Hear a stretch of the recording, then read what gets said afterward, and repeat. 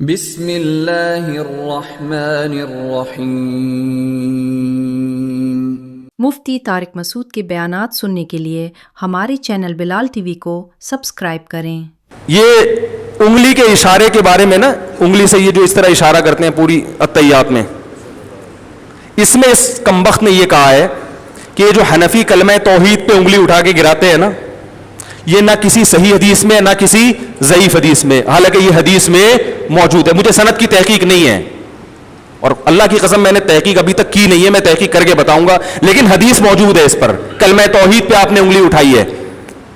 اس حدیث کا حوالہ مجھے یاد دلائیں، میں انشاءاللہ اگلے اتوار کو پیش کروں گا۔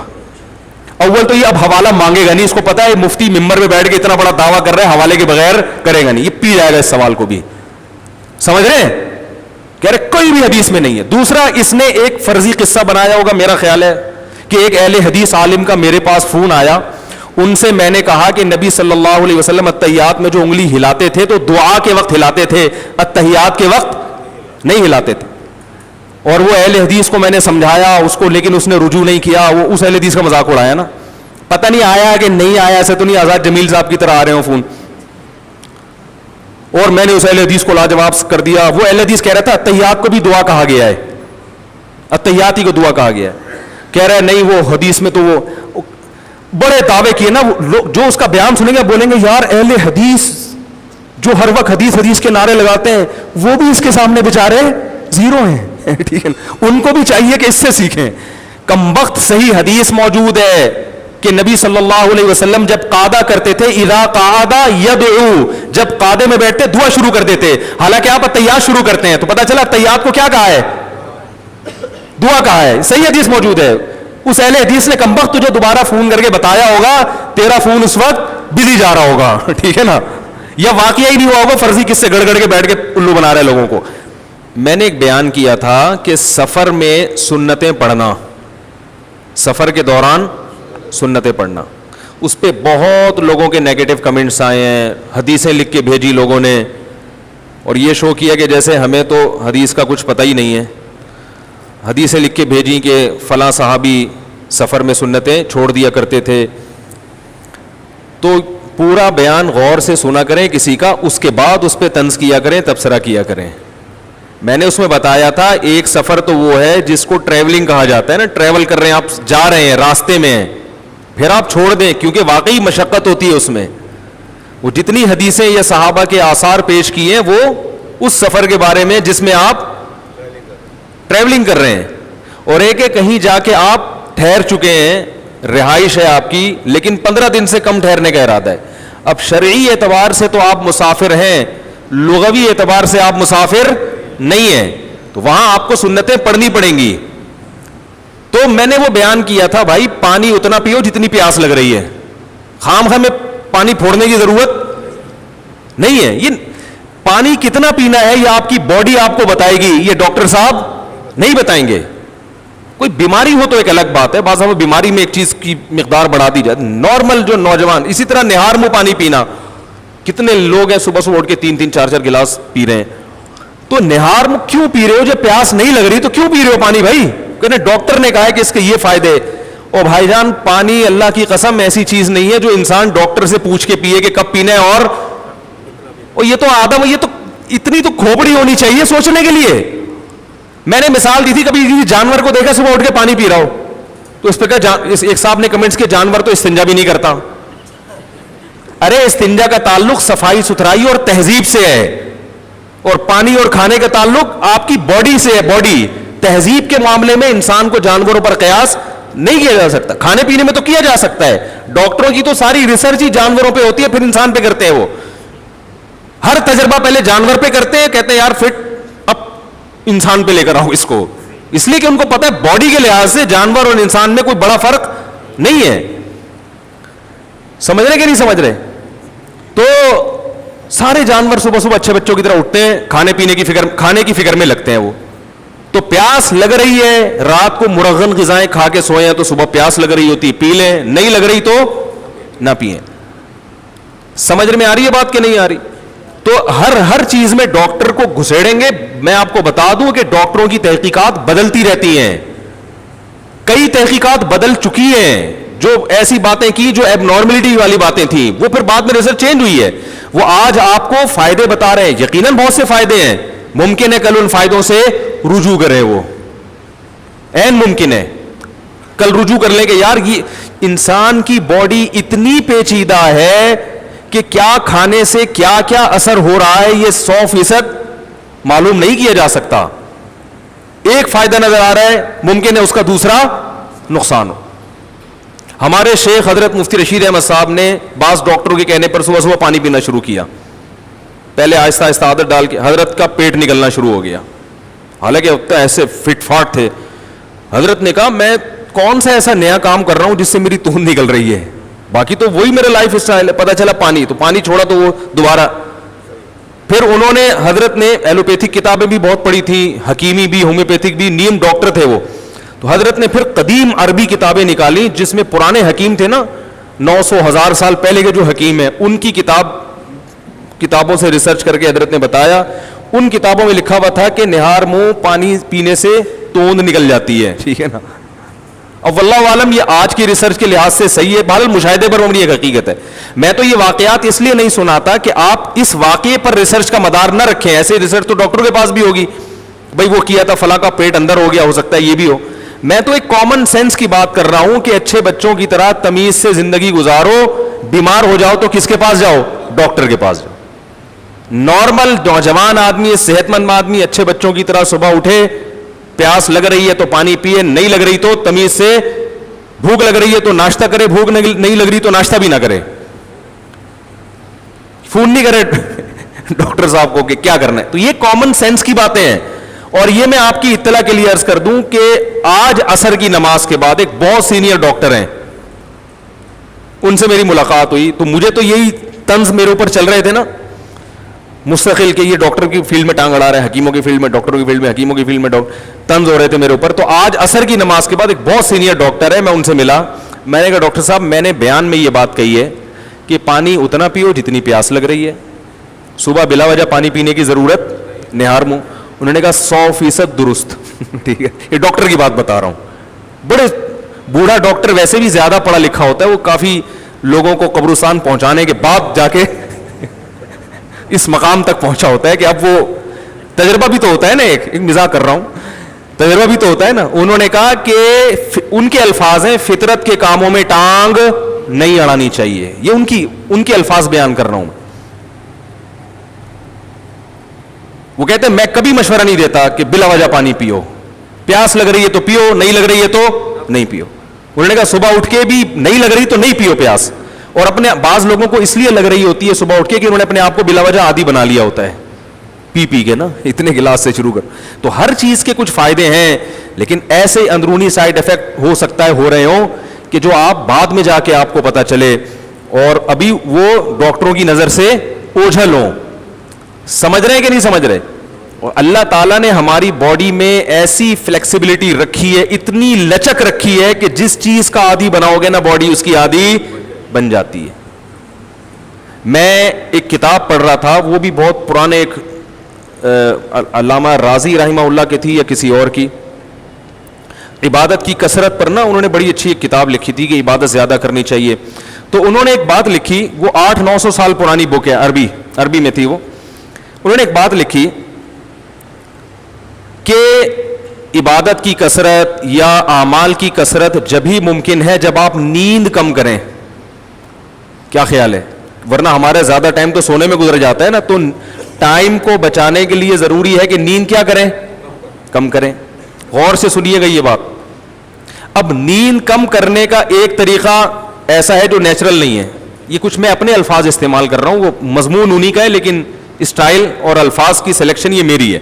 وہ طریقہ یہ کہ نیند آ رہی ہے مگر نہیں سو, تو ظاہر ہے پاگل ہو جاؤ گے. کیا ہو گیا بھائی؟ یعنی جتنی نیند آپ کی باڈی کو چاہیے وہ آپ کو نہیں مل رہی تو پاگل ہو جاؤ گے نا. تو صحیح طریقہ یہ ہے کہ جن چیزوں کی وجہ سے نیند آتی ہے نا ان چیزوں پہ کیا کر لو, کنٹرول. سب سے زیادہ نیند آتی ہے کھانے سے اور پینے سے. تو انہوں نے کہا کہ کھانے پہ بھی کنٹرول کرے انسان اور پینے پہ بھی. پھر ان کے الفاظ بتا رہا ہوں. اس زمانے کے جو بھی حکیم تھے ان کی ریسرچ انہوں نے لکھی کہ اللہ تعالیٰ نے ہماری باڈی کو ایسا لچکدار بنایا ہے کہ اگر کسی علاقے میں لوگوں کو پانی کم ملتا ہو تو کچھ عرصے کے بعد ہماری باڈی اسی کم پانی پہ جینے کی عادی ہو جاتی ہے, اور وہ مختلف طریقوں سے جو رطوبات کی کمی ہے نا اس کو پورا کرنا شروع کر دیتی ہے.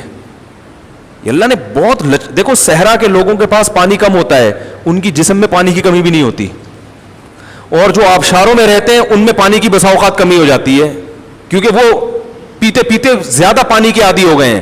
اگر آپ اپنے آپ کو 20-20 25-25 گلاس پانی کا عادی بناؤ گے نا تو جب آپ کو یہ پانی نہیں ملے گا آپ کے باڈی میں پانی کی کمی ہو جائے گی.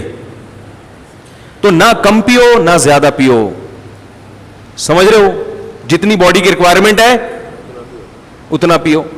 ہاں کوئی بیماری ہو اس میں ڈاکٹر کہے, شوگر لیول ہائی رہتا ہے اس میں ڈاکٹر کے پانی کی مقدار بڑھاؤ, گردوں کا کسی کا مسئلہ ہوا ہے تو اس میں پیشاب زیادہ نکالنا ہے, اس کو فلٹر کرنا ہے, تو وہ ایک الگ چیز ہے. میں نے کہا بیماری میں تو مفتی نہیں بتائے گا بھائی, ڈاکٹر ہی بتائے گا. میں تو نارمل انسان کے بچے کی بات کر رہا ہوں.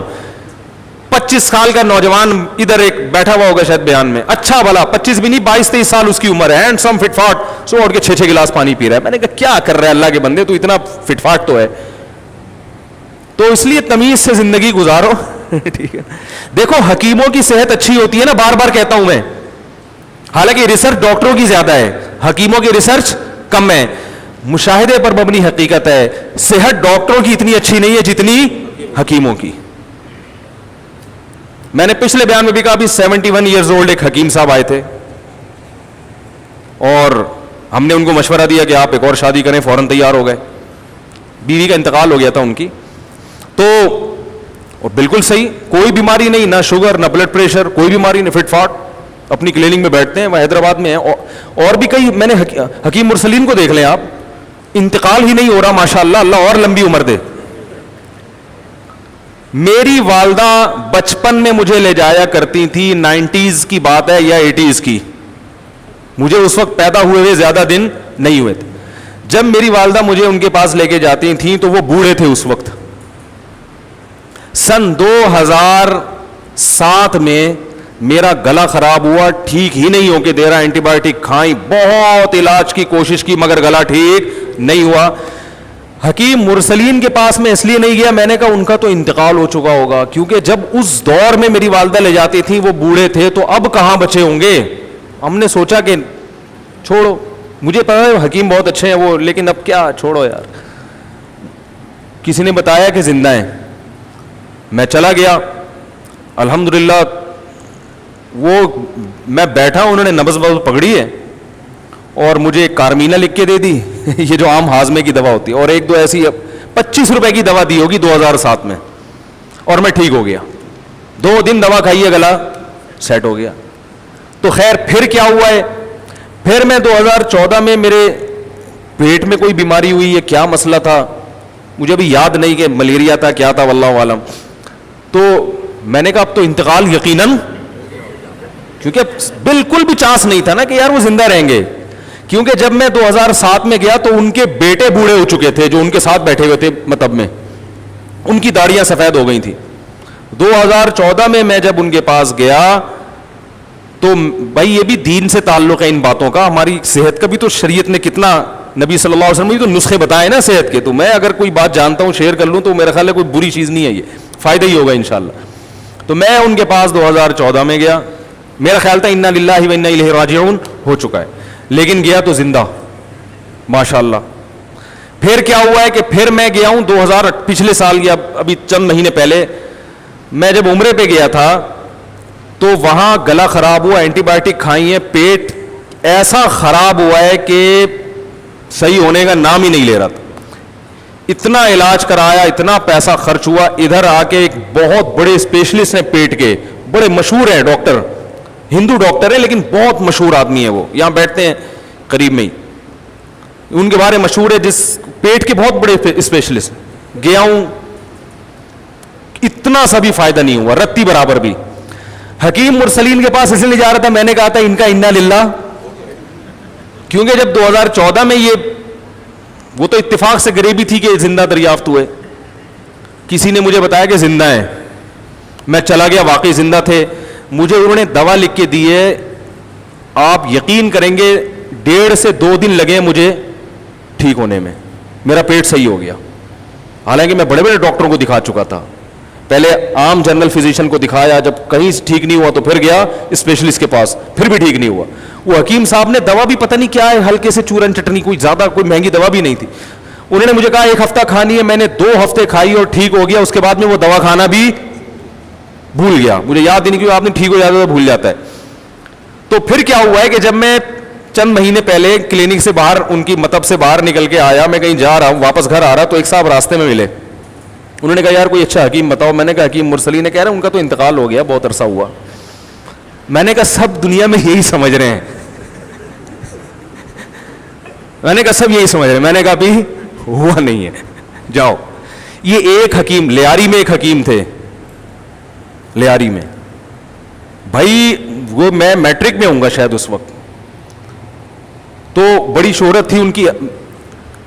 تو مجھے وہ نزلے کی پرابلم تھی. میں جب ان کے پاس گیا تو اکثر میری والدہ بھی وہیں جایا کرتی تھیں, تو میں نے دیکھا وہ 90-95 سال ان کی عمر, کھڑے کھڑے مریضوں کا علاج کر رہے ہیں یار, نبض چیک کر رہے ہیں.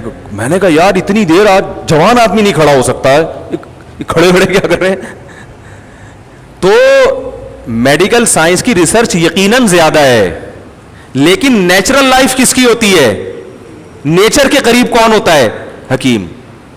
تو میں مقصد میڈیکل سائنس کی مخالفت نہیں ہے, بڑی بیماریوں میں تو ڈاکٹر ہی علاج کرتے ہیں. کوئی ہڈی ٹوٹ جائے تو پھر حکیم صاحب ایلفی سے تو جوڑ دیں گے, ویسے نہیں جوڑ سکتے وہ, ٹھیک ہے نا. اور بڑے جو خدا نخواستہ کسی کو اٹیک ہو گیا تو فوراً اس کو لے کر جائیں کہیں ڈاکٹر کے پاس, ایسا نا حکیم مرسلین کے پاس لے کے جا رہے ہو, تو وہ تو حکیم مرسلین بھی کہے گا بھائی اس کو تو ڈاکٹر فوراً ایڈمٹ کراؤ, کوئی ایسی خطرناک ایکسیڈنٹ ہو گیا, کوئی بڑی بیماری.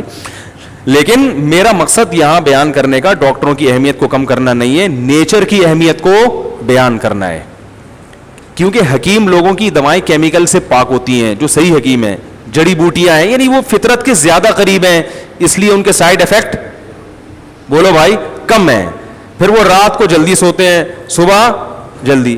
ڈاکٹر صاحب رات کو 4 بجے تو کلینک بند کر کے آ رہے ہوتے ہیں, اور آتے بھی کیسے ہیں, کتے ان کو گھر چھوڑ کر آتے ہیں. وہ ایک ہمارے دوست تھے, وہ اسی طرح آیا کرتے تھے, ڈاکٹر تھے, تو پوری رات راستے میں کتے بھونک رہے ہوتے تھے ان کے پیچھے, اتنی لیٹ نائٹ آتے تھے. پھر صبح پھر سگریٹ بھی پی رہے ہوتے ہیں بہت سے ڈاکٹر.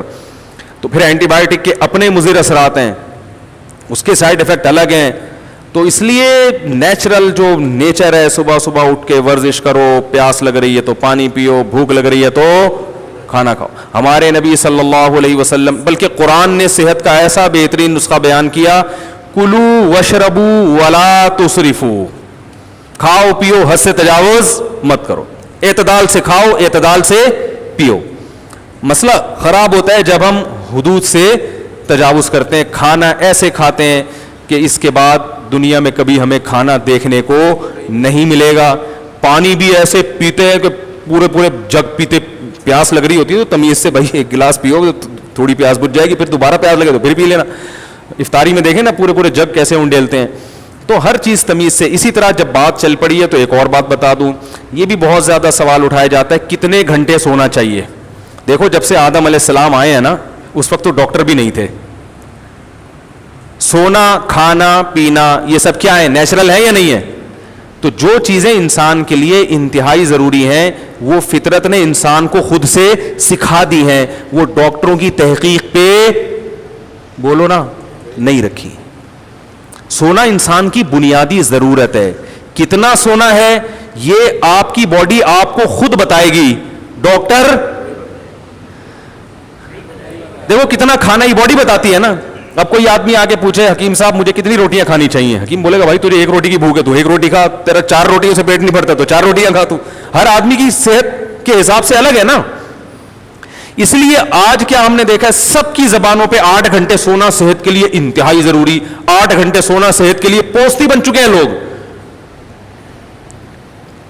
پوری قوم تمیز سے سو رہی ہے, حالانکہ 8 گھنٹے بہت ہے, بالکل ضروری نہیں ہے 8 گھنٹے صحت کے لیے. تجربہ کر کے دیکھ لیں آپ کی نیند کتنی ہونی چاہیے, جتنی نیند کے بعد آپ فریش ہو جائیں وہ نیند آپ کی صحت کے لیے ضروری. تجربہ کر کے دیکھیں, رات کو 4 گھنٹے تسلی سے سوئیں اور اٹھیں, اس وقت تو تھکاوٹ ہوگی, اٹھ کے جب وضو وغیرہ کر کے مسجد میں آئیں آپ بالکل فریش ہو چکے ہوگے. یہ اس کی علامت ہے کہ آپ کے لیے کتنے گھنٹے ضروری تھی رات کی نیند؟ 4 گھنٹے. اگر آپ فریش نہیں ہو تو آپ بڑھا دو اگلے دن ٹائم, سمجھ رہے ہیں؟ اور اگر آپ 4 گھنٹے فریش ہیں, آپ 3 گھنٹے سو کے دیکھیں, 3 گھنٹے کے بعد بھی فریش ہو رہے ہیں, اس کا مطلب آپ کے لیے رات صرف 3 گھنٹے کی نیند بھی کافی تھی. ہر ایک کی باڈی, ہر ایک کی خوراک, ہر ایک کی عمر, اس کے لحاظ سے سونے کا معیار مختلف. ہر ایک کا کھانا جیسے دوسرے سے مختلف ہے نا, تو ہر ایک کا سونا بھی دوسرے سے مختلف. دماغی کام زیادہ ہے تو نیند بھی خود بخود, دماغی کام دھیلے کا نہیں کر رہے آج کل لوگ, ہر وقت فضول چیزوں میں, انٹرٹینمنٹ میں اور ان چیزوں میں. دماغ تھوڑی تھکتا ہے ان چیزوں میں, دماغ تو فریش ہوتا ہے. اور نیند لے رہے ہیں, گھوڑے بیچ کے سو رہے ہیں, سوتے ہیں ایسا رات کو 2-2, 3-3 بجے سوئیں گے اور 12 بجے اٹھ رہے ہیں. اور یہ بھی ایک غلط فہمی ہے کہ چھٹی والے دن زیادہ سونا چاہیے, پورے ہفتے کی تھکاوٹ اترتی ہے. 100% غلط ہے, 100% غلط ہے. اگر آپ پورا ہفتہ تھکے ہوئے ہیں تو اس کا مطلب یہ نہیں کہ پورے ہفتے کے نیند کو گھنٹوں کو جمع کر کے اتوار والے دن گریوی لگائیں, وہ ایسا کچھ نہیں ہے. اگر آپ 4-5 گھنٹے گہری نیند سو جاتے ہیں تو پورے ہفتے کی تھکاوٹ, بولو بھائی, اتر جائے گی اس سے. تو میں, اگر آپ اجازت دیں, بیان تو سورہ ملک میں نہیں ہو رہا, اگر آپ مجھے اجازت دیں تو میں سلیپ مینجمنٹ کے حوالے سے کچھ چیزیں آپ کو ساتھ کو بتا دوں. پھر آپ بولتے ہیں یار ہم اصلاحی بیان سننے آتے, کیا سونے جاگنے میں لگا دیے مفتی صاحب. یہ بھی ہماری شریعت کا حکم ہے نا کہ تبلیغ میں نکل کے کیا کہتے ہیں, کم کھانا, کم سونا اور کم باتیں کرنا, یہی بولتے ہیں نا. تو کم سونا بھی ہماری شریعت کا حکم ہے تاکہ ٹائم کو ضائع نہ کیا جا سکے. صحابہ دیکھو قرآن میں صحابہ کے کیا اوصاف ہیں, راتوں کو اللہ کی عبادت کرتے ہیں. تو اگر یہ اتنی لمبی نیند ضروری ہوتی تو عبادت کا ٹائم کب ملے گا ہے؟ تو 2 چیزوں کو نیند میں فوکس کرنا بہت شدید ضروری ہے. زیادہ کھائیں گے تو زیادہ سونا پڑے گا, زیادہ کھاؤ گے تو زیادہ سونا پڑے گا, زیادہ پیو گے تو بھی زیادہ سونا پڑے گا. یہ ذہن میں رکھیں. جیسی پانی جاتا ہے نا تو بھی ہمارے جسم کے جو پارٹس ہیں وہ اپنے کام کرنا شروع کرتے ہیں, وہ بھی تھکتے ہیں. پانی میں اتنا نہیں تھکتے. اب ایسا نہ ہو بلا وجہ پانی کم کر کے وہ کوئی بیماری نہ پیدا ہو جائے. جتنا عادت بن چکی ہے وہ اس عادت کو تو بہرحال اب اس کو تو لے کے چلیں, خام خامے نہ پھوڑنا شروع کر دیں. تو سونے میں 2 چیزوں کو اگر آپ نے کنٹرول کر لیا نا تو آپ بہت تھوڑا سو کے نتائج بہت اچھے حاصل کر سکتے ہیں. نمبر 1, رات کو جلدی سونا. سمجھ رہے ہیں, رات کی چند گھنٹوں کی نیند دن کی کئی گھنٹوں کی نیند سے بہتر ہے. دوسری بات, دن میں قیلولہ لازمی کرنا ہے دوپہر کھانے کے بعد, ایسی کی تیسی. زمین آسمان ادھر سے ادھر ہو جائے, جب آپ نے لنچ کیا دنیا میں کسی کا باپ بھی آپ کو سونے سے نہیں روک سکتا. سمجھ رہے ہو, یہ اتنا ضروری ہے صحت کے لیے دوپہر کا سونا. جن کے مریض بن جاتے ہیں, وہ بیمار ہو جاتے ہیں. جتنے حکیم میں نے دیکھا نا 90-99 سال کے, سب دوپہر کھانے کے بعد سوتے ہیں. نبی صلی اللہ علیہ وسلم نے فرمایا, قیلوا فإن الشیطان لا تقیل فإن الشیطان لا یقیل. میں اکثر اس حدیث کو لا تقیل پڑھتا ہوں, اصل میں لا یقیل ہے کیونکہ شیطان مذکر ہے نا, وہ مؤنث تھوڑی ہے. فإن الشیطان لا یقیل. آپ نے فرمایا قیلولہ کیا کرو, شیطان قیلولہ نہیں کرتا. کتنی شدید وعید ہے دوپہر نہ سونے پر. تو دوپہر آدھا گھنٹہ 1 گھنٹہ لازمی آرام کریں, چاہے نیند آئے یا نہ آئے. اور پھر رات کو جلدی سو کے جلدی اٹھ جائیں. رات کو آپ جلدی سوئیں, پھر جلدی اٹھ جائیں. جتنا جلدی سوئیں گے پھر جو ہے نا جلدی اٹھ کے دیکھیں کہ میں فریش ہوں کہ نہیں ہوں. اگر آپ فریش ہیں تو اگلے دن تھوڑی نیند اور کم کریں کہ یار ہو سکتا ہے اس سے کم میں فریش ہو جاؤں. میں 5 گھنٹے سو کے آپ کو محسوس ہوا میں فریش ہوں تو اگلے دن 4 گھنٹے کر دیں, ہو سکتا ہے 4 گھنٹے بھی فریش ہوں. آپ خام خامے سوتو خان بنے ہوئے ہیں اور آپ کو لیے 3-4 گھنٹے کی نیند کافی ہو. بعض لوگوں کی صحت اچھی ہوتی ہے, ان کو 3-4 گھنٹے کی نیند بہت ہوتی ہے ان کے لیے. تو ایسے نیند کو آہستہ آہستہ کم کرتے ایک مقام ایسا آئے گا آپ کو پتا چل جائے گا بھائی بلا وجہ میں 6-8 گھنٹے سو رہا تھا, میں تو اتنی سی دیر سو کے بھی کیا ہو جاتا ہوں, فریش ہو جاتا ہوں. سمجھ میں آ رہی ہے کہ نہیں آ رہی؟ اور پھر یہ 2 ٹائم تو لازمی کرنا ہے. تیسرا ٹائم گریوی والا. وہ گریوی والا یہ ہوتا ہے کہ رات کی نیند آپ نے کم کر لی اور دن میں لازمی قیلولہ کیا. اس کے بعد اگر آپ کو دن میں کوئی ایسا ٹائم آتا ہے کہ نیند کا بہت غلبہ ہونے لگتا ہے آپ کے, بعض دفعہ ایسا ہوتا ہے, تو کہیں بھی دیوار پہ سر رکھ کے تھوڑی دیر کے لیے سو جائیں. وہ 10-5 منٹ کی جو گریوی ہوگی وہ آپ کو ایسا فریش کر دے گی کہ ہٹو بچوں. لوگ کیا کرتے ہیں جب ایسے جھٹکے آ رہے ہوتے ہیں پھر بستر پہ تمیز سے جا کے 6 گھنٹے کے لیے سو گئے, حالانکہ وہ ایک جھٹکا ہوتا ہے جو 5-10 منٹ میں کیا ہو جاتا ہے, وہ سیٹ ہو جاتے ہو. اس کا علاج ہم کرتے ہیں چائے پی کے, گٹکا کھا کے, جو نیچرل نہیں ہے. یہ میں نے سلیپ مینجمنٹ کا پورا کورس کیا ہوا ہے کئی مہینوں کا, صحیح ہے نا. اور ویسے بھی یہ تو کامن سینس کی باتیں بھی ہیں نا, اس کے لیے یہ تو کامن سینس کی باتیں ہیں. تو آپ نے کیا کرنا ہے بھائی کہ رات کو جلدی اور صبح بہت جلدی اٹھ گئے, اور پھر اگر آفس میں کہیں نیند آ رہی ہے تو 5-10 منٹ کے لیے کہیں کونے میں جا کے, ویسے گورنمنٹ کے آفس میں تو اتنا الحمدللہ بہت زیادہ سہولت ہے سونے کی وہاں پہ نا, تو وہاں تو جو گورنمنٹ کے ملازمین ہیں ان کے لیے تو بہترین پیکیج ہے. وہ تو وہاں بس وہ رات کو سوئے ہی نہیں. بھائی میں حیران ہوتا ہوں گورنمنٹ کے ملازمین رات کو سوتے کیوں ہیں, دن میں ان کو اتنا ٹائم دیا جاتا ہے. لیکن جو پرائیویٹ کمپنیوں میں جاب کرتے ہیں, بہت نیند آ رہی ہے تو تھوڑا سا سر رکھ کے ایسے سو گئے. آپ دیکھیں 5-10 منٹ آپ کی نیند ہوگی, اور گہری نیند کی علامت ہے خواب آ جائے. اس کے بعد آپ اٹھو, چہرہ ویرہ دھو کے آؤ, فریش ہو کے بیٹھو, فٹ فاٹ ہو جاؤ گے آپ. تو یہ نیچرل طریقہ ہے. ہمارے اکابر نے اس طرح سے جب نیند پہ کنٹرول کیا نا, تو کم کرتے کرتے کرتے شیخ الحدیث مولانا زکریا رحمۃ اللہ علیہ 2.5 گھنٹے پہ آ گئے تھے. 24 گھنٹے میں 2.5 گھنٹے سوتے تھے وہ. لیکن آپ ایسا نہ کریں, یہ ہر آدمی ہر چیز کا وہ نہیں ہوتا. 2.5 گھنٹے 24 گھنٹے میں سوتے تھے وہ. ان کا معمول یہ تھا, وہ کبھی ایسے بستر پہ لیٹ کے نہیں سوئے. وہ کہتے تھے چلتے پھرتے سونا سیکھو, چلتے پھرتے سو. یعنی کام کرتے تھے محنت کا, جب نیند آتی وہیں لیٹ جاتے. گہری نیند, تھوڑی دیر آرام کیا, بس اٹھ کے پھر کام کرنا شروع کیا. تو ان کے ایک مرید نے ان کے ٹائم کو کیلکولیٹ کیا, انہوں نے کہا یہ 24 گھنٹے میں جو ان کا جو سونے کا ٹائم ہے کتنا بنتا ہے, 2.5 گھنٹے. تبھی تو اتنا کام. بذل المجہود دیکھو, سعودی عرب کی یونیورسٹیوں میں ہے وہ بذل المجہود, جو ان کی ابو داؤد کی شرح ہے. تو لیکن میں نہ خود اس پر عمل کرتا ہوں نہ آپ کو کہوں گا. ہماری صحتیں کمزور ہیں, تمیز سے سو جایا کرو بستر پہ لیٹ کے, لیکن کم کریں اس نیند کو. اللہ تعالیٰ عمل کی توفیق عطا فرمائے. تو میں ڈاکٹروں کی جو فیلڈ میں ٹانگ اڑاتا ہوں, نہیں اڑاتا بھائی کوئی. میں ڈاکٹر ہوں, میں تو کامن سینس کی ایک عمومی بات کرتا ہوں, اور وہ باتیں ڈاکٹر بھی کر رہے ہوتے ہیں. ایک ڈاکٹر نہیں کرے گا تو دوسرے سے پوچھیں, وہ وہی کہہ رہا ہوگا جو میں کہہ رہا ہوں. صحیح ہے نا. اجماع نہیں ہے اس پہ ڈاکٹروں کا. صحیح ہے, اتفاقی چیز نہیں ہے یہ, اجماعی مسئلہ نہیں ہے. تو اب دیکھو, پہلے ڈاکٹر کہتے تھے نا, بہت ساری چیزوں کا کہتے تھے, اب اس سے رجوع کر لیا. چینی کو کتنا کھلا کے پوری قوم کو چینی کا عادی بنا دیا. اب خود کہہ رہے ہیں وائٹ پوائزن ہے چینی, میں کیمیکل ڈالے جا رہے ہیں. ٹھیک ہے نا, اس میں پتہ نہیں کیا کیا ڈالا جا رہا ہے. تو سورہ ملک پر بات کر رہا تھا میں, جلدی سے اب اس کو سمیٹتے ہیں. سورہ ملک کو بہت عرصہ ہو گیا سورہ ملک ہی چل رہی ہے. ہاں, ایک اور مسئلے کا جواب دے دوں تاکہ یہ سارے اعتراضات کمپلیٹ ہو جائیں. میرا ایک بیان یہ بھی گیا ہے کہ قرآن آسان بھی ہے اور مشکل بھی ہے. آسان بھی ہے اور مشکل بھی ہے. آسان اس اعتبار سے, مشکل اس اعتبار سے. تو میں نے اس پہ پوری ڈیٹیل بیان کی کہ یہ لوگ کہتے ہیں نا ہمیں مسائل کے لیے علماء کی ضرورت نہیں ہے, قرآن خود سمجھو, خود سمجھ میں آئے گا. اس پر میں نے پورا بیان کیا تھا کہ قرآن میں جو مسائل کا باب ہے وہ آپ کی سمجھ میں خود سے نہیں آئے گا, اس کے لیے مجتہدین کی رہنمائی چاہیے. اس پر بھی لوگوں نے, یہ میں نے پورا دلائل سے قرآن و حدیث سے بیان کیا ہے.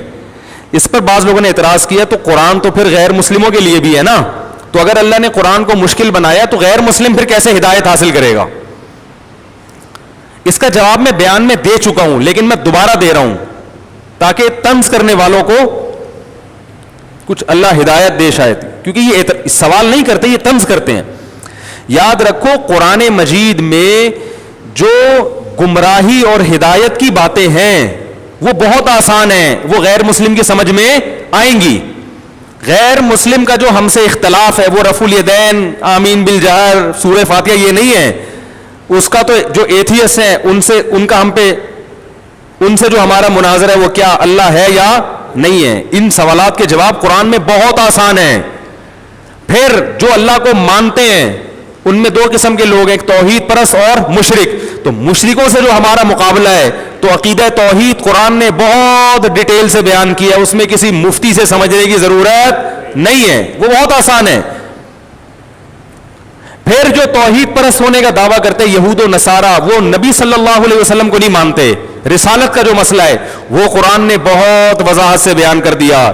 تو یہود و نصارہ کا غلط ہونا قرآن سے بہت آسانی سے ثابت ہوتا ہے, اس میں کسی امام ابو حنیفہ یا امام شافعی کی آپ کو ضرورت نہیں ہے. تو یہ سارے اسٹیپ عبور کر کے جب آپ اسلام میں داخل ہو گئے, اور یہ قرآن سمجھ کے ہی ہوئے, اب اسلام لانے کے بعد اب آپ کو عقائد کی نہیں, اب آپ کو فروعی مسائل کی ضرورت پڑے گی. وہ قرآن میں آسان نہیں ہے, اس کے لیے اہل ہے, مجتہدین ہے, وہ پروفیسروں اور انجینئروں کا کام نہیں ہے. سمجھ میں آ رہی ہے بات؟ اب مسائل کھڑے ہوں گے, نماز میں رفع الیدین کرنا ہے کہ نہیں کرنا, آمین زور سے, اس کے لیے مجتہدین ہیں.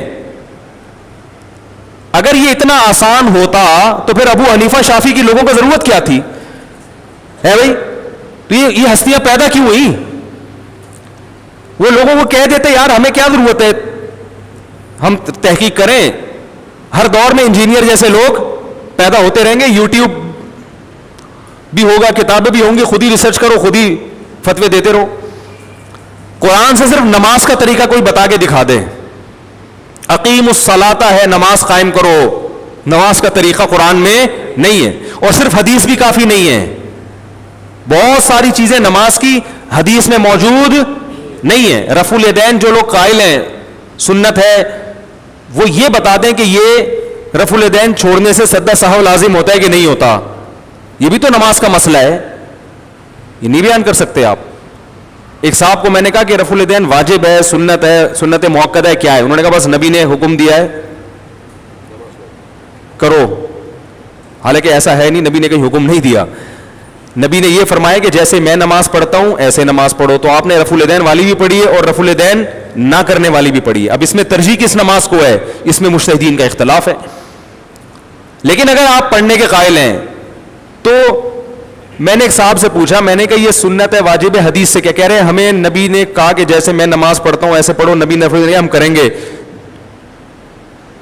واجب سمجھ کے ہے یہ. جب آدمی کسی مسئلے سے جاہل ہوتا ہے نا تو پھر اس طرح سے ٹوپی گھماتا ہے. اللہ کے بندے, ایک آدمی نے نہیں کرا رفع الیدین تو اس کی نماز پہ حکم کیا لگاؤ گے؟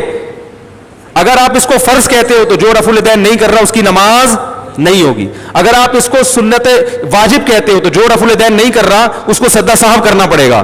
اگر آپ اس کو سنت موقدہ کہہ رہے ہو تو جو رفع الیدین نہیں کر رہا وہ قابل ملامت ہے. اگر آپ اس کو سنت غیر موقدہ کہہ رہے ہو تو جو رفع الیدین نہیں کر رہا وہ قابل ملامت نہیں ہے.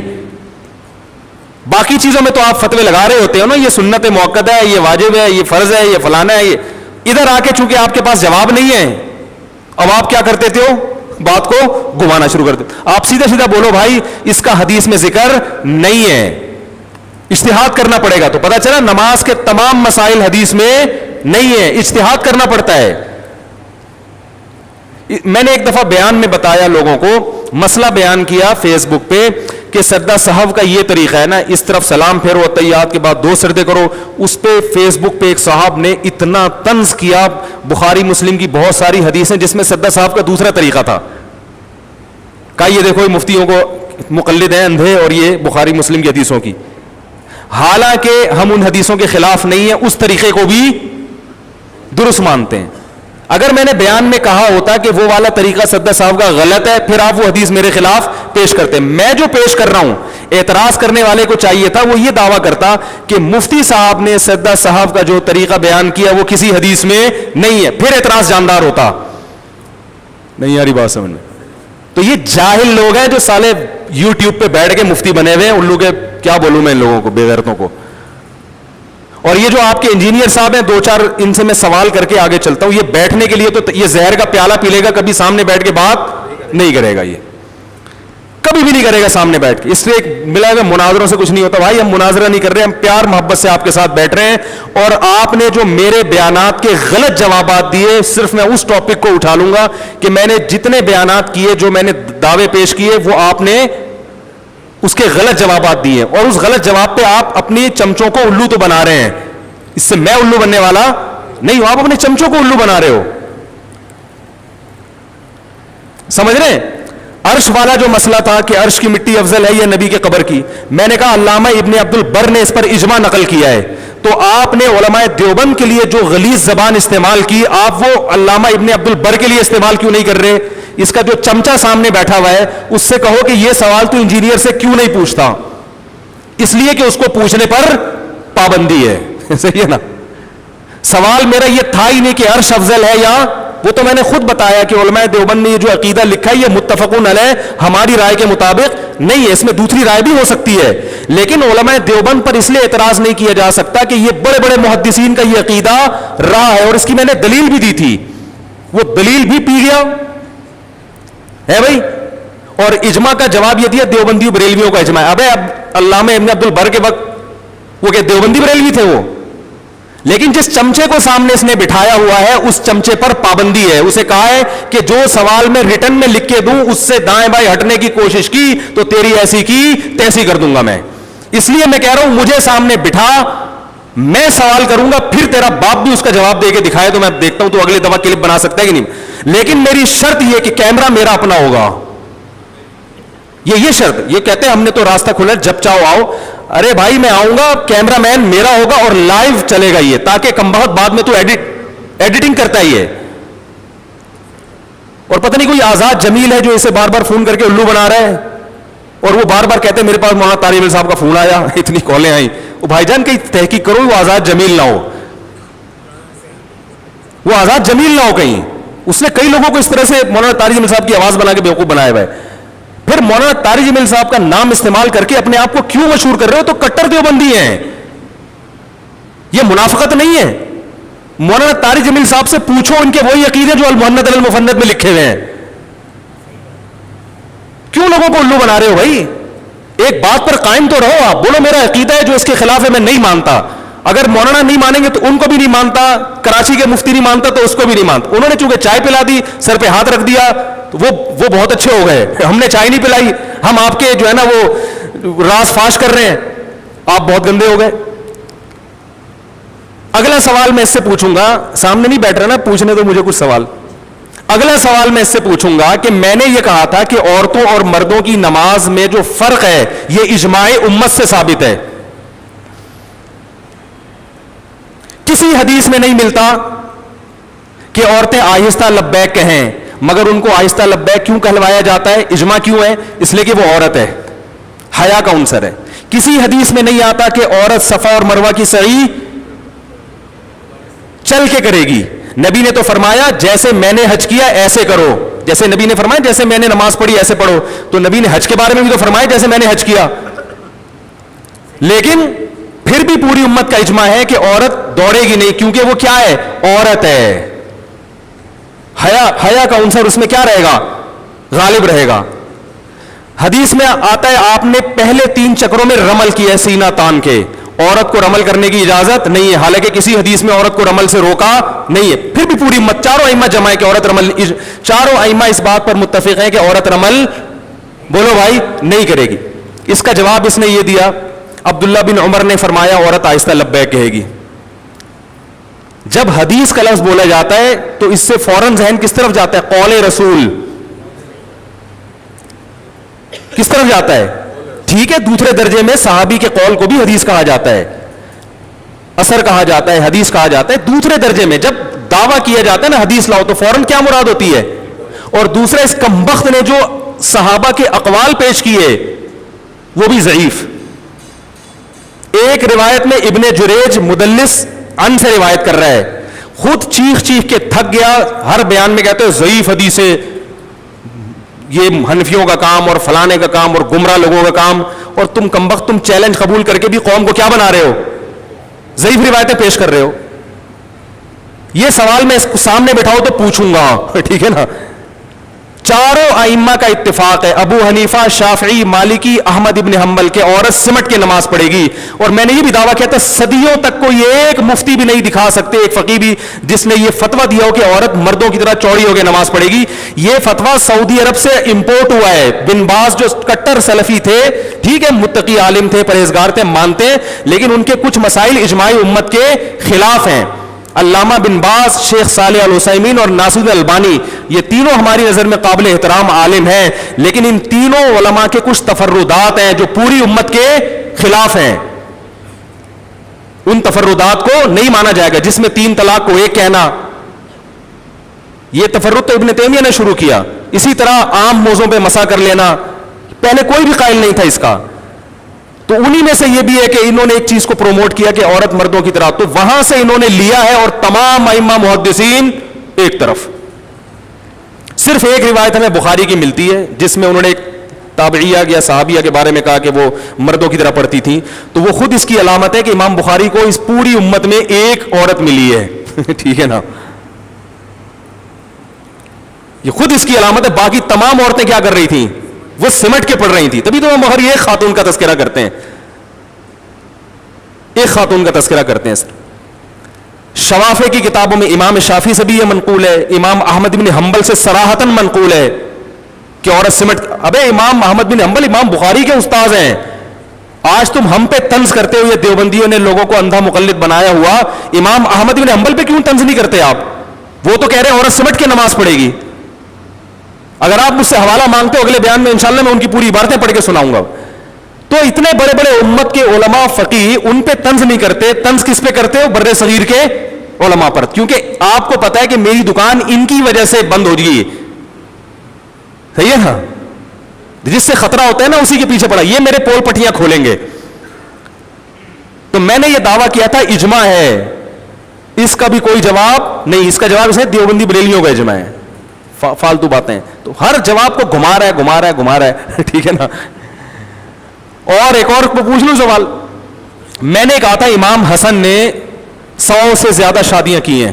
اس پر اس نے طنز کیا کہ اہل بیت کے گستاخ اور اہل بیت، اور کا کسی حدیث کی کتاب میں نہیں ہے. یہ تاریخی روایتیں ہیں.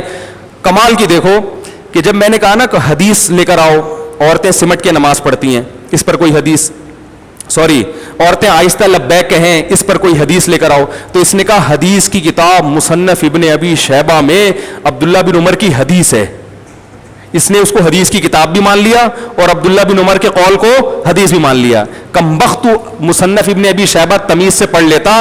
مصنف ابن ابی شیبہ ہی میں ہے کہ امام حسن نے بہت ساری شادیاں کی ہیں. وہ جو چمچا بیٹھا ہوا ہے قیامت تک اس سے یہ سوال نہیں پوچھے گا. بات آ رہی ہے سمجھ میں؟ یہ کہہ رہے تاریخی کی کتابوں میں ہے من گھڑت قصے اہل بیت کی گستاخی میں، اسی میں لکھا ہوا ہے. یہ وہ مصنف ابن ابی شیبہ ہی پڑھ لیتا. اور پھر ہمیں ایک تو علمی اختلاف ہوتا ہے نا تمیز کے دائرے میں، انسان بات کرتا ہے، یہ بات بھی جاہلانہ اور کرے گا ایسے جیسے اس سے بڑا مجتہد کوئی آج تک پیدا ہوا ہی نہیں ہے. ہمیں کہہ رہے ہیں یہ حدیث پڑھتے ہی نہیں ہے، دورہ کرتے ہیں وہ بھی آخر میں دورے کی طرح ہی کرتے ہیں، ان کو حدیث کا کیا پتا. تو سامنے بیٹھ پتا چلے گا کہ تجھے حدیث کا کتنا پتا ہے. اور بھی کئی چیزیں بہت ساری ہیں، بیٹھ نہیں رہا نا، بہت ساری چیزیں بیٹھے سامنے تو پتا چلے گا انشاءاللہ ہم اس کو. اور کیا یار ایک دو چیزیں اور بھی دماغ میں آئی تھی. تو یہ تو وہ ہیں جو ہلکی پھلکی ویسے ہی آ جاتی ہیں. اس کے خلاف بیٹھ کے میں تحقیق کرنا شروع کر دوں تو پھر تو دیکھو. ہاں ایک اور یاد آئی، اس کمبخت نے یہ بھی کہا ہے کہ ترمذی کی جو حدیث ہے نا، ترمذی کی حدیث جس میں آتا ہے کہ عبداللہ ابن مسعود رضی اللہ تعالی عنہ نے یہ فرمایا کہ میں تمہیں ایسے نماز پڑھ کے دکھاؤں جس طرح نبی نے نماز پڑھی ہے. اور پھر آپ نے تکبیر تحریمہ کے رفع الیدین کیا، اس کے علاوہ کہیں بھی نہیں کیا. اس نے اس حدیث پہ 2 اعتراض کیے. نمبر 1، سفیان ثوری کی وجہ سے یہ مدلس، سفیان ثوری مدلس ہے اور عن سے روایت کر رہے ہیں، لہذا یہ ضعیف ہے. کوئی اس کو صحیح ثابت کر کے دکھائے، چیلنج کیا ہے. کمبخت امام ترمذی نے اس کو صحیح کہا ہے. ناصر البانی جن کو تم مانتے ہو انہوں نے اس کو صحیح کہا ہے. اور کیوں صحیح کہا یہ بھی بتا دوں. یعنی امام ترمذی جو حدیث لا رہے ہیں نا وہ اس کو ایک نسخے میں حسن صحیح ہے، ایک میں حسن ہے، اس لیے کہ سفیان ثوری اس درجے کے مدلس نہیں ہے کہ جن کی روایت رد کر دی جاتی ہے. اس کمبخت کو علم حدیث کی کک بھی نہیں پتا، بس ایک لفظ تدلیس کا سن لیا کہ مدلس کی عن قبول نہیں ہوتی اور وہ سب پہ تھوپ رہا ہے. جس کو علم حدیث آتا ہے نا، عرب علماء نے اس حدیث کو صحیح قرار دیا ہے. دوسرا اعتراض اس نے یہ کیا ہے کہ عبداللہ ابن مبارک نے اس حدیث کو ضعیف قرار دیا ہے. اس کمبخت کو ترمذی کا صفحہ بھی پڑھنا نہیں آتا، کیونکہ جب طوطے کی طرح علم حاصل ہوتا ہے نا، کتابیں اردو کتابیں رٹ کے دیکھ کے، تو پھر یہی حال ہوتا ہے. عبداللہ ابن مبارک نے اس حدیث کو ضعیف نہیں کہا. دو حدیثیں عبداللہ بن مسعود سے منقول ہیں. ایک حدیث میں آتا ہے کہ عبداللہ ابن مسعود نے فرمایا کہ نبی نے ایسے نماز پڑھی ہے کہ شروع میں رفع الیدین کیا, بعد میں نہیں کیا. اس حدیث کو عبداللہ بن مبارک نے ضعیف کہا ہے. اگلی جو حدیث ہے جس میں آتا ہے کہ عبداللہ بن مبارک نے کہا کہ ایسے نماز پڑھ کے بتاؤں جیسے نبی نے پڑھی ہے, اس والی حدیث کو عبداللہ بن مسعود نے عبداللہ بن مبارک نے ضعیف نہیں کہا. اس کو ترمذی کا صفحہ نہیں پڑھنا آتا کہ ان کی کون سی والی عبارت کدھر تھوپ دی. اگر عبداللہ بن مبارک نے اس کو ضعیف کہا ہوتا تو امام ترمذی اس کو پھر صحیح تھوڑی کہہ رہے ہوتے. تو یہ گھمانے والے چکر ہیں, جو جس کا کام نہیں ہے میرے بھائی اس کو اس میں ٹانگ اڑانا نہیں چاہیے. آپ کا کام نہیں ہے یہ, تو بیٹھ جائے سامنے. انشاءاللہ اور بہت سارے ہیں, پتہ نہیں کتنے. ایک اور بتا دوں بس, پھر یار کیا ہو گیا, اب تو پھڈا پہ شروع ہو گیا تو پھر تمیز سے کرو نا اس کو. میں نے ایک حدیث بیان کی تھی کہ آپ صلی اللہ علیہ وسلم نے فرمایا کہ کوئی بھی بات مجھ سے سنو آگے پہنچاؤ. بہت سے لوگ ایسے ہوتے ہیں جو حدیث جانتے ہیں, حدیث کا مطلب نہیں سمجھتے. اس نے فوراً کلپ بنایا کہ ایسی کوئی حدیث بخاری میں نہیں ہے اور کہیں بھی نہیں ہے. ان الفاظ کے ساتھ نہیں ہے. جو میرے پہلے الفاظ تھے نا وہ یقیناً نہیں ہے. وہ پہلے الفاظ کیا تھے؟ میں نے ایک الفاظ پڑھے تھے, دو قسم کے الفاظ ملتے ہیں. وہ الفاظ یہ تھے کہ بلغوا عنی ولو آیا رب حامل فقہ غیر فقیہ. ایک الفاظ تو یہ ہیں. ایک الفاظ یہ ہیں کہ نضر اللہ امران سمع مقالتی فوعاہا, کہ اللہ اس شخص کو تر و تازہ رکھے جو مجھ سے کوئی بات سن کے آگے پہنچائے. رب حامل فقہ غیر فقیہ, اس لیے کہ کچھ لوگ علم کی بات جانتے ہیں سمجھتے نہیں ہیں. تو حدیث کے الفاظ میں فرق ہے, معنی میں فرق نہیں ہے. تو ورڈنگ میں انسان سے غلطی ہو جاتی ہے کہ وہ والے الفاظ میں نے ادھر لگا دیے, لیکن معنی بالکل وہی ہے. بھئی ایک حدیث میں آتا ہے کہ اللہ اس کو تر و تازہ رکھے جو مجھ سے بات سن کے آگے پہنچا دے. تو اس میں بھی آپ ترغیب دے رہے ہیں نا, جو مجھ سے سنو آگے پہنچا دو. اس لیے کہ جس کو بتاؤ گے تو بہت سے لوگ ایسے ہیں جو حدیث جانتے ہیں سمجھتے نہیں ہیں. اور دوسری حدیث کے الفاظ یہ ہیں کہ جو سنو آگے پہنچاؤ. تو یہ الفاظ میں مجھ سے اونچ نیچ ہوئی ہے, لیکن بچے جیسے بات کو پکڑتے ہیں نا بتنگڑ بنانے کے لیے. اگر یہ عقل مند ہوتا تو کہتا بھائی مفتی صاحب نے جو حدیث بیان کی اس کے آخر میں تو یہ الفاظ نہیں ہے, لیکن اس معنی کی دوسری حدیث کے آخر میں یہ الفاظ ہیں. تو جو اصل عبارت تھی, جو اصل فوکس جس کو کرنا تھا اس کو پی گیا, جس بات سے فتنہ پھیل سکتا تھا اس کو اچھال دیا. اب یہ تھا کہ یہ لوگ کہتے ہیں ہر آدمی حدیث کا مطلب سمجھتا ہے, لہذا ہمیں کسی مجتہد کی تقلید کی ضرورت نہیں ہے, جبکہ ہمیں حدیث سے پتہ چلتا ہے کہ ہر آدمی ہر حدیث کا مطلب نہیں سمجھتا.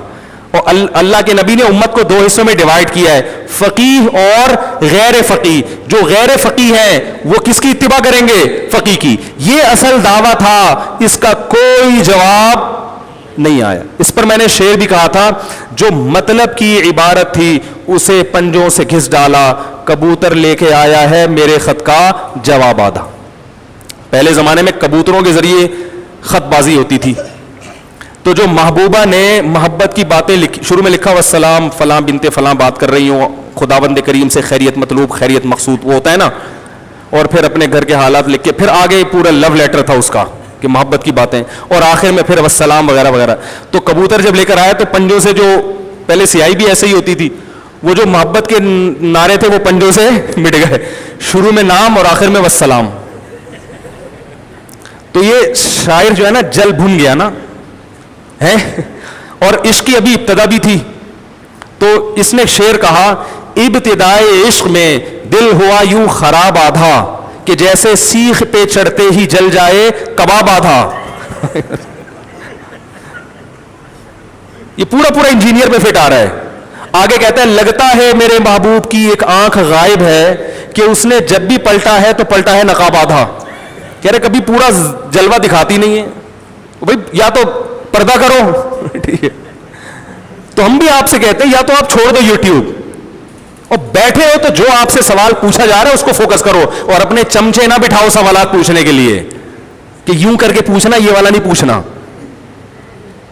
میں کبھی اپنے نام کے ساتھ دیوبندی نہیں لگاتا. بلا وجہ کراچی کے ایک دیوبندی مفتی, کیوں؟ ہدف دیوبندیوں کو بنانا, کہ میں جب مذاق اڑاؤں گا تو مفتی طارق مسعود کا نہیں, دیوبندیوں کا مذاق اڑے گا. آپ خدا کی قسم فرقہ واریت پھیلا رہے ہو, لیبل اچھا لگا رہے ہو, آپ لیبل اچھا لگا رہے ہو. کیوں کہہ رہے ہو کراچی کے دیوبندی؟ آپ بولو مفتی طارق مسعود نے کہا ہے, یا بولو کراچی کے کسی مفتی نے کہا ہے. اس کا مطلب آپ کسی فرقے کو ہٹ کر رہے ہو, تو یہی تو فرقہ واریت ہے. تو وہ شعر مکمل کر لوں, آدھا رہ جائے گا. اس نے کہا ابتدائے عشق میں دل ہوا یوں خراب آدھا, کہ جیسے سیخ پہ چڑھتے ہی جل جائے کباب آدھا. لگتا ہے میرے محبوب کی ایک آنکھ غائب ہے, کہ اس نے جب بھی پلٹا ہے تو پلٹا ہے نقاب آدھا. آگے پھر کہہ رہا ہے جو خط بھی کم وقت نے بھیجا نا, تو وہ کبوتر نے ڈانڈلی کر دی اس میں. جو مطلب کی عبارت تھی اسے پنجوں سے گھس ڈالا, کبوتر لے کے آیا ہے میرے خط کا جواب آدھا. تو ہم آپ سے کہتے ہیں جو آپ نے ہم پہ اعتراض کیا کہ یہ حدیث بخاری میں نہیں ہے, تو یہ ان الفاظ کے نہیں ہے, دوسرے الفاظ کے ساتھ تو ہے نا. تو جو مطلب کی عبارت تھی اسے پنجوں سے گھس ڈالا, کبوتر لے کے آیا ہے میرے خط کا جواب. آپ بھی میرے خط کی جو فوکس کرنے کی چیز ہے اس کو فوکس نہیں کر رہے, جو فوکس کرنے کی چیز نہیں ہے اس پہ کلپ بنا کے اچھال رہے ہیں کہ ان کو حدیث کا نہیں پتا. تو یہ صاحب ہیں انجینئر صاحب کی تھوڑی سی اوقات میں نے بیان کی ہے. اللہ کرے حضرت کو توبہ کی توفیق مل جائے, اور جو کام ہے پنکھے ونکھے ٹھیک کرنے کا وہ شروع کر دیں. سمجھ میں آ رہی ہے بات؟ کہاں سے کہاں چلے گا یار, آج پڑ گیا میں بالکل ہی. چلو اب سوالات ہی لے کے چلتے ہیں. میرا دل بدل دے اپنی آواز میں سنا دیں. انشاءاللہ ابھی چینل بن گیا ہمارا, اس پہ ریکارڈ کریں گے. کیا میں اہل کتاب ہوں یا عیسائی کرسچن اہل کتاب ہیں؟ ہاں بھائی, عیسائی کرسچن اہل کتاب کہلاتے ہیں. عیسائی اور یہودی کیا کسی غیر مسلم سے علاج کرا سکتے ہیں؟ بھائی کرا سکتے ہیں. سوتے ہوئے نائٹ فال ہو جائے تو کیا گناہ ملے گا؟ بھائی سوتے ہوئے کیوں گناہ ملے گا؟ اپنے اختیار میں تھوڑی ہے. جاگتے ہوئے اتنی حرکتیں ہو رہی ہیں اس پہ اتنا گناہ مل رہا ہے, وہ کم ہے کیا؟ کھانے کی چیز کے پیکٹ کے اوپر اگر حلال نہ لکھا ہو تو بھائی یہ جامعۃ الرشید کا ادارہ ہے نا حلال, گوگل پہ آپ جائیں, حلال فاؤنڈیشن کے نام سے سرچ کریں جامعۃ الرشید, تو جتنی چیزیں ہیں نا اس کے بارے میں ان کی پوری ایک تحقیق ہے کہ یہ جن چیزوں پہ کوڈ ہوتا ہے وہ اکثر سور کی چربی وغیرہ اس میں شامل ہوتی ہے. جمعے کی 2 رکعتیں فرض ہیں یا واجب, اور کیا جمعے کی نماز عید کی نماز عورت کو پڑھنا چاہیے؟ میری رائے تو یہ ہے کہ اس زمانے میں عید کی نماز میں بھی عورت کو شرکت کرانی چاہیے اور جمعے کی نمازوں میں بھی. وہ پہلے زمانے میں فتنہ تھا, اب بھی فتنہ تو ہے مگر نہ آنے میں زیادہ فتنہ ہے. عورتیں بالکل دین سے کٹ رہی ہیں, ہر جگہ جا رہی ہیں دنیا میں, مسجد میں نہیں آ رہی ہیں. تو اس لیے میری ٹوٹی پھوٹی رائے ہے کہ بھائی اس زمانے میں جمعے کے لیے بھی خواتین کا انتظام ہونا چاہیے اور عید کی, کیونکہ اصل مسئلہ تو یہی ہے. اچھا میرے بھائی, نبی صلی اللہ علیہ وسلم نے صحابہ کو فرمایا تھا کہ جمعے کے دن غسل کر کے آؤ, اس سے کیا مراد ہے؟ اگر اس سے جمعے کو غسل کرنا لازم ہے, نبی صلی اللہ علیہ وسلم نے جمعے کے دن غسل کو شروع میں واجب قرار دیا تھا, اس کے بعد یہ وجوب منسوخ ہو گیا, سنت باقی ہے. تو سنت ہے اور ہفتے میں کم از کم ایک دن غسل کرنا سنت مؤکدہ ہے, اور جمعے کے دن کرنا وہ سنت ہے. کر لیا کریں, فائدہ ہوگا انشاءاللہ. اگر کسی گھر میں دعوت میں بے پردگی ہو تو اس میں شرکت کرنا کیسا ہے؟ اگر بالکل مس گیدرنگ ہے, جو طوفان بدتمیزی ہوتی ہے, تو اس میں شرکت نہیں کر سکتے آپ. مودی صاحب میں جب پگڑی پہنتا ہوں اور اظہار اوپر رکھتا ہوں تو والدہ منع کرتی ہیں. بھائی نہیں, پگڑی پہننا تو کوئی ضروری نہیں ہے, والدہ منع کریں تو نہ پہنیں, لیکن اظہار اوپر رکھیں, والدہ کے منع کرنے سے کچھ نہیں ہوگا. درس نظامی کو درس نظامی پھر بتائیں گے, یہ تاریخی سوال ہے. مفتی صاحب ہمارے سیٹھ صاحب بغیر حساب و کتاب کے سالانہ زکوٰۃ نکالتے ہیں, اگر وہ احتیاطاً زیادہ نکال دیتے ہیں اس لیے حساب نہیں کر رہے تو پھر ٹھیک ہے. بعض لوگ زیادہ نکالتے ہیں, کون حساب کرے, چلو اضافی نکال دو. ہمارے سیٹھ صاحب تو حنفی ہیں, مگر عصر کی نماز غیر مقلد کے وقت پر پڑھنے پر مجبور کیا کرنا چاہیے. عصر کی جو نماز ہے نا, صحیح بخاری صحیح مسلم کی حدیث ہے کہ جبریل علیہ الصلاۃ والسلام نے رسول اللہ صلی اللہ علیہ وسلم کو عصر کی نماز پڑھائی جب ہر چیز کا سایہ ایک مثل ہو گیا تھا, جس پہ اہل حدیث لوگ نماز پڑھتے ہیں. احناف کے ہاں جو رواج ہے نا, وہ کتنا ہو جاتا ہے سایہ؟ بولو بھائی, 2 مثل, یعنی ہر چیز کا سایہ دگنا ہو جاتا ہے. تو بخاری مسلم کی حدیث ہے, جبریل علیہ السلام نے نماز کب پڑھائی؟ نبی صلی اللہ علیہ وسلم کو جب ہر چیز کا سایہ ایک مثل ہو گیا تھا, اور دوسرے دن پڑھائی جب ہر چیز کا سایہ 2 مثل ہو گیا, اور فرمایا ان دونوں وقتوں کے درمیان کون سا وقت ہے؟ بولو نا بھائی, عصر کا وقت. اس حدیث کی بنیاد پر اہل حدیث حضرات بھی جلدی نماز پڑھتے ہیں, امام شافعی بھی, امام احمد بن حنبل بھی, امام مالک بھی, اور حنفیہ میں صاحبین کا بھی یہی مذہب ہے. یعنی تمام حنفیوں کا اتفاق نہیں ہے کہ دوسرے مثل پہ پڑھنا ہے, بلکہ پہلے مثل پہ ہی جو شافعی وقت ہے نا, جس کو ہم شافعی وقت سے تعبیر کرتے ہیں, تو امام ابو یوسف اور امام محمد کا بھی یہ مذہب ہے. امام ابو حنیفہ کی رائے یہ ہے کہ جب ہر چیز کا سایہ 2 مثل ہو جائے تو عصر کی نماز پڑھنی ہے. سمجھ رہے ہو ان کی دلیل کیا ہے؟ بخاری مسلم کی حدیث ہے, آپ صلی اللہ علیہ وسلم نے مثال دی, فرمایا کہ تمہاری اور پچھلی امتوں میں فرق ہے. حدیث کا مفہوم بیان کر رہا ہوں. آپ نے فرمایا یہ فرق ہے کہ ایک مزدور فجر سے لے کے ظہر تک مزدوری کرتا ہے, 1 قرات اجر ملتا ہے. ایک مزدور ظہر سے لے کے عصر تک مزدوری کرتا ہے, 1 قرات ملتا ہے. اور ایک مزدور عصر سے مغرب مزدوری کرتا ہے اور اس کو 2 قرات ملتے ہیں. تو یہود و نصارہ ایسے ہیں کہ جنہوں نے فجر سے ظہر تک مزدوری کی, عمل بہت زیادہ, اجر کتنا؟ 1 قرات. اور ظہر سے عصر تک کی, عمل بہت زیادہ, اجر کتنا؟ 1 قرات. اور ہماری امت کیا؟ عصر سے مغرب, عمل تھوڑا, اجر پتہ چلا عصر سے مغرب کا وقت بہت. بولتے کیوں نہیں بھائی تھوڑا ہے؟ تو امام حنیفہ کو لوگ بیوقوف سمجھتے ہیں معذرت کے ساتھ, وہ سمجھتے ہیں ان کو حدیثوں کا پتہ ہی نہیں تھا. یہ مثال فٹ ہی نہیں بیٹھتی اگر ہم عصر بالکل پہلے وقت میں, کیونکہ پھر ظہر اور عصر کا ڈسٹینس اور عصر مغرب کا تقریباً برابر ہو جاتا ہے. مثال ایسی چیز کی دی جاتی ہے جو بالکل واضح ہو.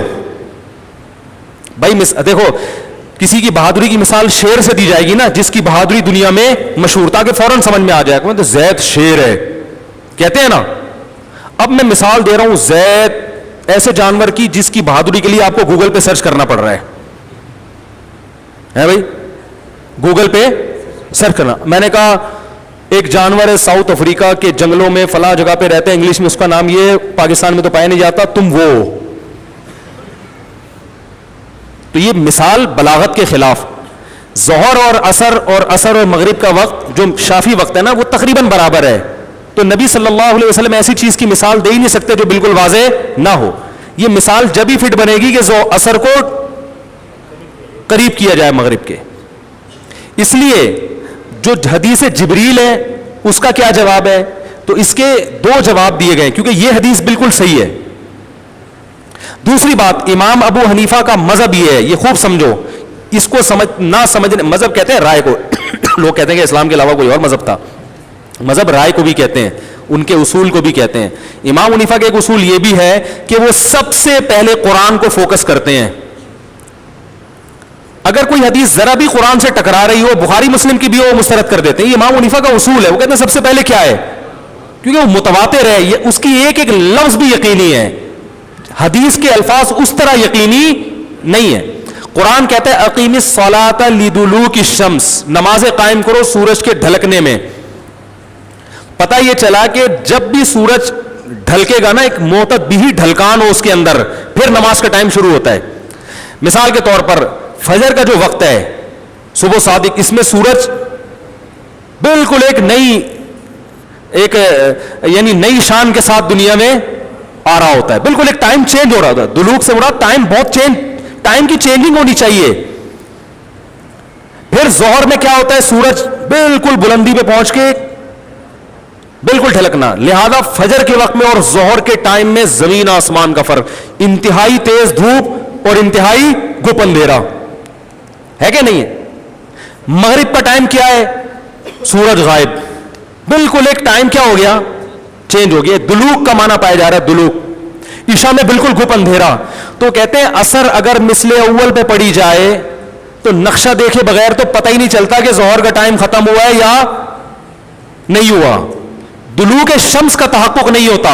سورج میں کوئی معتدل ڈھلان, یعنی سورج کے ڈھلکنے سے ٹائم پہ کوئی فرق نہیں پڑ رہا ہوتا, تو پتہ چلا کہ سورج صحیح طرح سے بھی ڈھلکا نہیں ہے. یہی وجہ ہے کہ آپ سورج دیکھ کے فوراً اندازہ نہیں لگا سکتے کہ ظہر کا وقت ختم ہوا ہے کہ نہیں ہوا, جو شافی وقت ہے. ٹائم دیکھنا پڑتا ہے. تو مثل ثانی والی جو حدیث ہے نا, اس کو لیا جائے تو سورج بہت زیادہ ڈھلک چکا ہوتا ہے اور اس کے ڈھلکنے کے آثار بھی ظاہر ہو چکے ہوتے ہیں, اس میں بہت زیادہ تیزی ختم ہو چکی ہوتی ہے, شدید گرمی سے ہم شدید یعنی بہت حد تک ٹھنڈک میں داخل ہو چکے ہوتے ہیں, تو ٹائم کی جو چینجنگ ہے نا اس میں معتدل تبدیلی ہو چکی ہوتی ہے.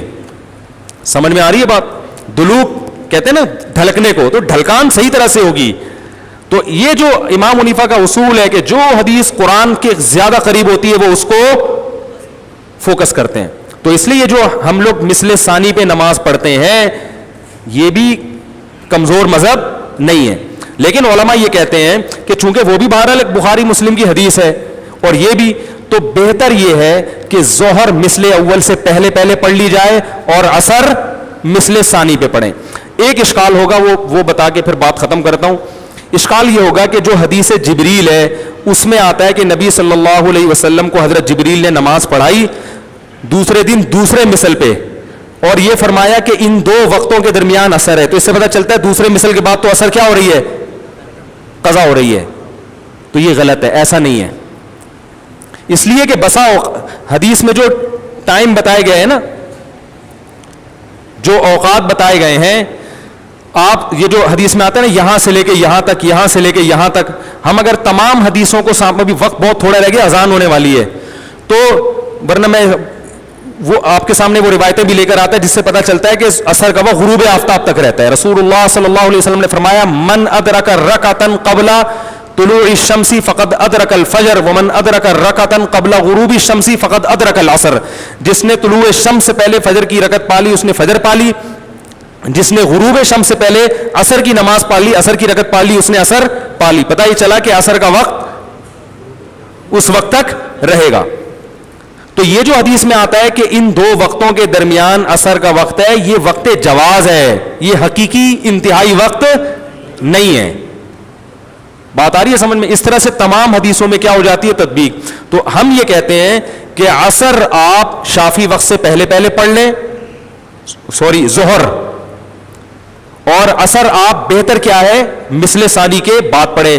چونکہ مثل ثانی یعنی ہر چیز کا سایہ دگنا ہو جائے گا, اس وقت جب آپ عصر پڑھو گے تو نمبر ایک تمام ائمہ کے نزدیک آپ کی نماز درست ہو جائے گی.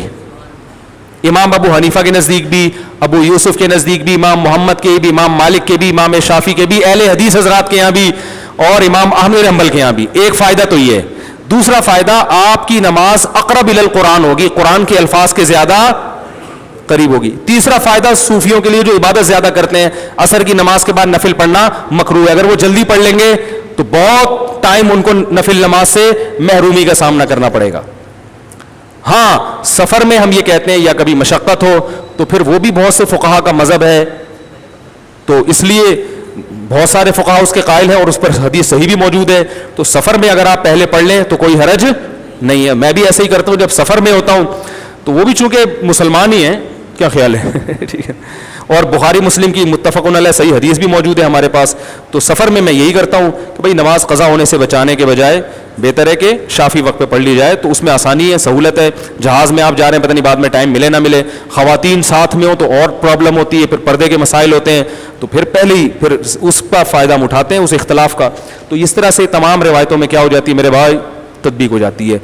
بہت زیادہ وقت اذان نہیں ہو رہی آج, میں مؤذن صاحب کو دیکھ رہا ہوں, مؤذن صاحب کدھر ہیں؟ ٹھیک ہے, آج اتنا ہی کافی ہے. اگلے ہفتے اصلاحی بیان کریں گے انشاءاللہ. ٹھیک ہے. Thanks for watching.